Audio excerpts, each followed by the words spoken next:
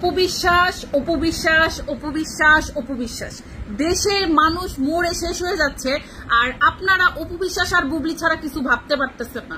কোনো একটা বিষয় নিয়ে পোস্ট করলেই অপবিশ্বাসকে নিয়ে কমেন্ট করেন কেন? কি সমস্যা আপনাদের? আপনাদের এই মাথার মধ্যে কি কোনো ঘিলু নাই? আপনাদের একই কমেন্ট, মানে প্রত্যেকটা ভিডিওতে আমি কোনো একটা পোস্ট করলে, কোনো আমার ছবি দিয়ে একটা পোস্ট করতেছি, আমার একটা ভালো মুহূর্ত, সেখানেও আপনার অপবিশ্বাসকে টেনে এনে পোস্ট করতে হবে কেন? কি সমস্যা আপনাদের? আপনাদের মাথার মধ্যে কি কোনো কিছু নাই? দেশের এই পরিস্থিতি কি আপনাদের চোখে পড়ে না? আপনাদের শরীরে নাড়া দেয় না? আপনারা সবসময় অপবিশ্বাস বুবলি এসব নিয়ে পড়ে আছেন। কি করছে এই দেশের জন্য আপনাদের অপবিশ্বাস, আপনাদের বুবলি? এই যে এই এত কিছু হয়ে যাচ্ছে, তারা কি করছে আপনাদের? আমি আগেও বলছি যে আমি আমার মতো, আমি আপনাদের যদি আমার ভিডিও দেখতে ভালো না লাগে, আপনাদের যদি আমার পোস্ট ভালো না লাগে, আপনি ইগনোর করেন, আনফলো করে চলে যান।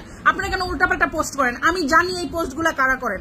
একটা দল আছে, একটা টিম আছে, এই টিমকে দিয়ে ইচ্ছাকৃতভাবে আমাকে মানে হ্যারেজ করার জন্য এই কমেন্টগুলো করানো হচ্ছে।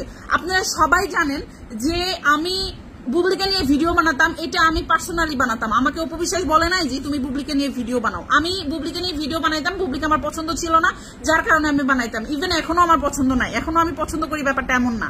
আর অপবিশ্বাসকে নিয়ে ভিডিও বানাইতাম, আমি তার ভক্ত বা তার কাজ আমার ভালো লাগতো, তার পার্সোনালিটি আমার ভালো লাগতো। একটা মানুষকে একটা মানুষের সারা জীবন ভালো লাগবে ব্যাপারটা তো এমন না, বা একটা মানুষের প্রতি সম্মানবোধ সারা জীবন এক থাকবে ব্যাপারটা এমনও না। আমার ভালো লাগা নষ্ট হয়ে যেতেই পারে, তাতে করে আমি তাকে নিয়ে পোস্ট করতেছি না, তাই বলে আমি তাকে পছন্দ করি না এটাও আমি কখনোই বলি নাই যে আমি আর অপবিশ্বাসের ভক্ত নাই, এটাও আমি কখনোই বলি নাই। আপনাদের এত মাথা ব্যথা কেন? সাধারণ মানুষের আপনাদের মাথা ব্যথার যেন শেষ নাই। আপনারা প্রত্যেকটা ভিডিওতে একই কমেন্ট করেন কি যে থানায় থেকে আপনাকে সারাই আনলো, একদম কি মহা কাজ করছে। অপবিশ্বাস কোথাও বলছে যে মৌকে আমি থানা থেকে সারাই আনছি? আমি কখনো বলছি যে অপবিশ্বাস আমাকে থানায় থেকে সারাই নিয়ে গেছে? কখন বলছি? আপনারা এই কথাগুলো কোথায় পাইছেন?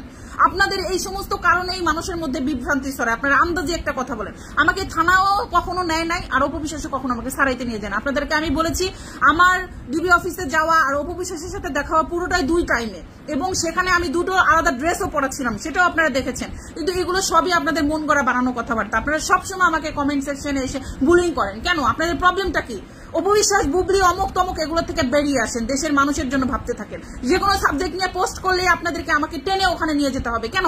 আমি অপবিশ্বাসের ভক্ত বলে আমি অন্য কোনো কিছু নিয়ে পোস্ট করতে পারবো না? আমি অপবিশ্বাসকে পছন্দ করতাম বলে কি আমার ব্যক্তিগত কোনো লাইফ নাই, ব্যক্তিগত কোনো পছন্দ নাই, অপছন্দ নাই?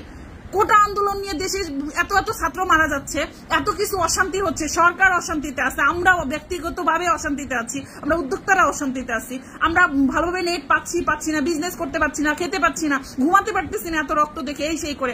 অথচ আপনারা সেই পড়ে আছেন অপবিশ্বাসকে নিয়ে, বুবলিকে নিয়ে, কাকে নিয়ে কি করলাম না করলাম কেন? আপনারা কি করেছেন বলেন? আমিও একজন রেমিটেন্স যোদ্ধার মতো, কারণ আমিও ফেসবুকে কাজ করি এবং ফেসবুক থেকে $2 হলেও ইনকাম করি।